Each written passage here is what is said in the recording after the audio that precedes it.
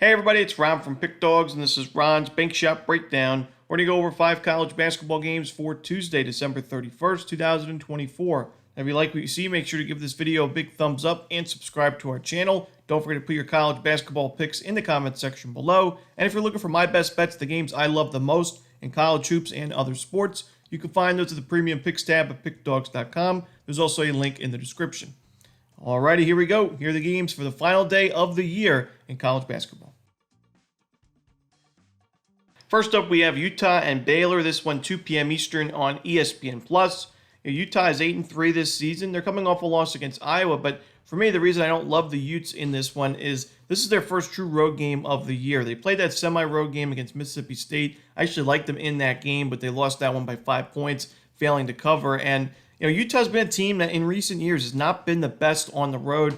Against a team like Baylor, I really just think it's a lopsided matchup in favor of the Bears. I think the Bears right now are one of the more underrated teams in college basketball. They're 25th in the AP polls, 22nd in KenPom. I think they're still one of the teams to beat, if not the team to beat, in the Big 12 this season. This is a fundamentally strong team. It takes care of the basketball, forces a lot of turnovers, one of the best offensive rebounding teams in the country. We know Baylor teams take a lot of threes. They make them at a good rate. I think they're very dangerous. I think their defense right now, most importantly, is really underrated. I think they're forcing tough shots. They're just getting a little bit unlucky. Teams are, shooting really well against Baylor this year. They're ranked 355th in three-point defense. I think those numbers improve and regress toward the mean as the season continues. So for me, I think we're getting Baylor at actually a really cheap price. I think this line should be closer to 15 plus. So I'll take Baylor in this one and lay the points. Next up, we'll stay in the 2 p.m. Eastern window as we got VCU and St Bonaventure. This one is on ESPN+. Both teams playing well this season. St Bonaventure not only 12-1 straight up, but one of the best against the spread teams in college basketball. It's tough to go against the Bonnies, but I think VCU is the better team in this game. And because of St. Bonnie's record straight up and against the number, we're getting a good price fading them in this matchup. I think VCU does what St. Bonaventure looks to do, just better than the Bonnies can. I think VCU's defense is superior. They force a lot of turnovers. They force tough shots. St. Bonaventure can do the same, and they're going to be able to, force their fair share of turnovers. And but for me, shot quality wise, I do think VCU is the better defense. Offensively, St. Bonaventure has benefited from a really weak strength of schedule, ranked 311th in the country. VCU has also played a weaker schedule, but they have a few games, the step-up games that I think separate them. One, they played a true road game in New Mexico in the Pit. It's one of the toughest places to play in college basketball. I think a game like that really helps them in a game like this. Now opening 8-10 play. Give me VCU in this one. I'm going to take them and lay the points.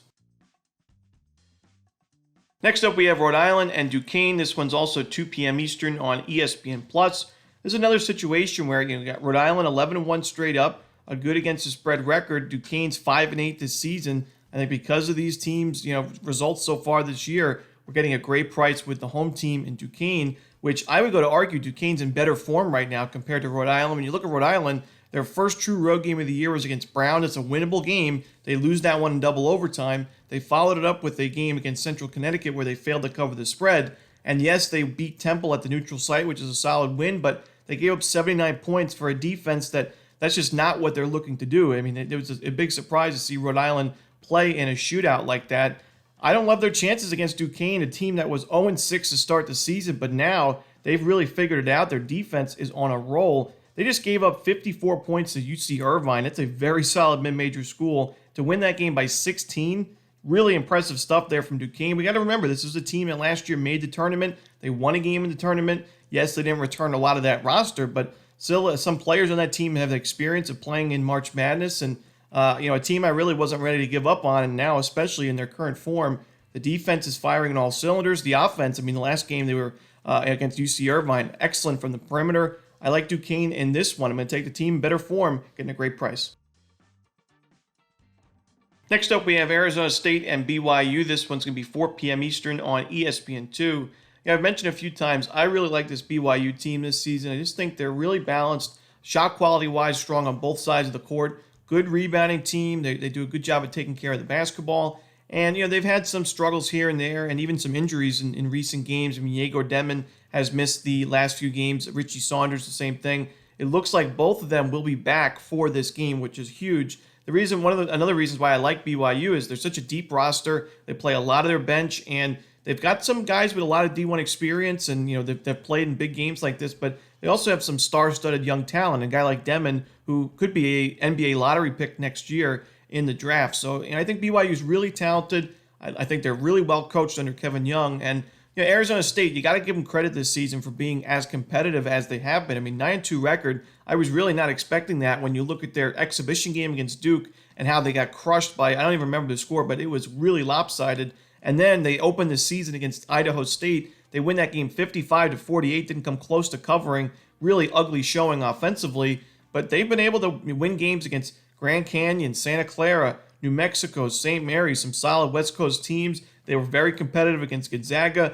They did not play too competitively against Florida, but really nobody has this season. So I think Arizona State's been a lot better than expected, but their second true road game of the year.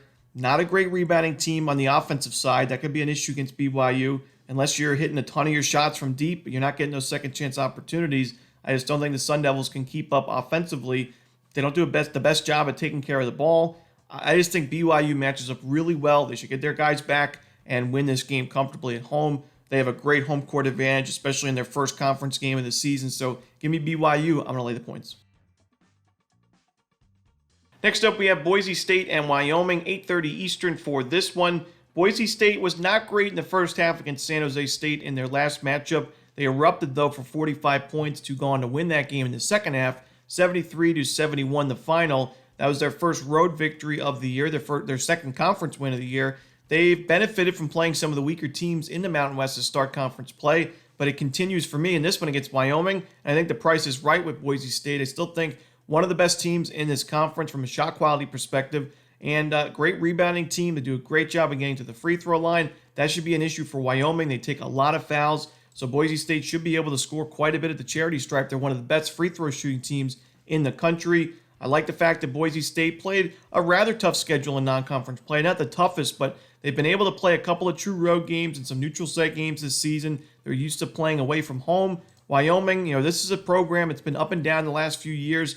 This year, I do expect them to finish near the bottom of the Mountain West standings. Give them credit for that big upset win over Nevada in that last game, but I expect a letdown in this one after a win like that. Give me Boise State. I think they roll on the road. And that's it. Those are the games for Tuesday in college basketball. Hope you enjoyed this video. If you did, don't forget to hit that like button and subscribe, and put those college basketball picks in the comment section below. Again, if you're looking for my best bets, you can find those at Pick Dawgz Premium. As always, this is Ron Romanelli. Good luck.